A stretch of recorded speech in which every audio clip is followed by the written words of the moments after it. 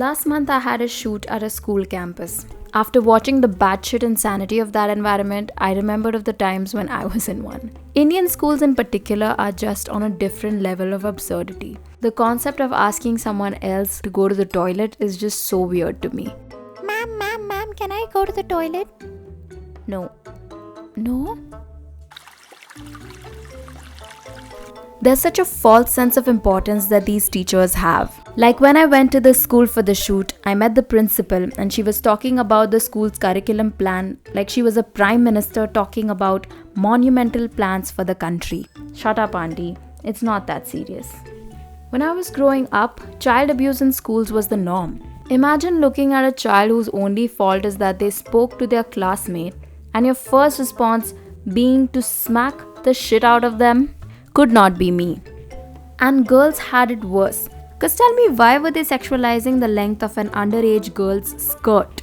And the policing of certain hairstyles, it never made any sense to me. No ponytails, no half-up hairstyles, and no single braids.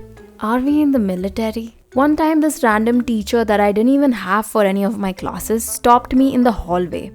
All because one strand of hair was out on my forehead and it kinda looked like a bang and bangs were not allowed. "What is this?"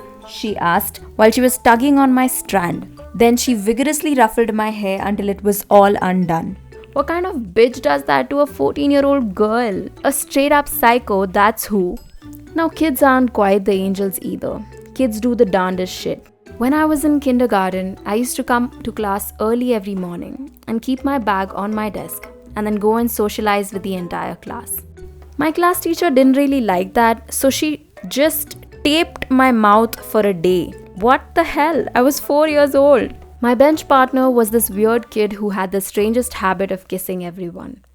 That day, after the teacher took the tape off my mouth for lunch break, I saw him smiling at me from a distance. He then sprinted towards me and before I could react, he kissed me. I started hastily rubbing off my lips like I could undo it, and the dude got what he deserved. And that's how I was traumatized into being an introvert forever. Also, it's not an isolated incident where a classmate has tried to kiss me. It's happened a couple of times. Guys, मैं इतनी भी cute नहीं. Although this one time it happened when I was in 6th grade. This guy was sitting next to me while I was writing an essay and he just came to me and tried to kiss me on my cheek. I was like, what the fuck, man? And I shoved him aside. Yeah, that guy is gay now, so I don't know what that was all about and what kind of vibes I was giving. By the way, have you guys seen that trend that's been going on where Indian kids have been posting what their parents dress them up as for fancy dress competition? It's just the weirdest shit. I don't have photographic proof for what my mom did, but I think that's good that I don't. My mom made me dress up as a terrorist. She gave me a banner though, which said "Stop Terrorism."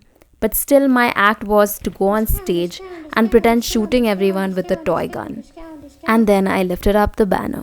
The principal looked at me totally flabbergasted, and then she looked at the teacher who allowed me to get on stage. Oh, and did I tell you this was just when 26/11 had happened?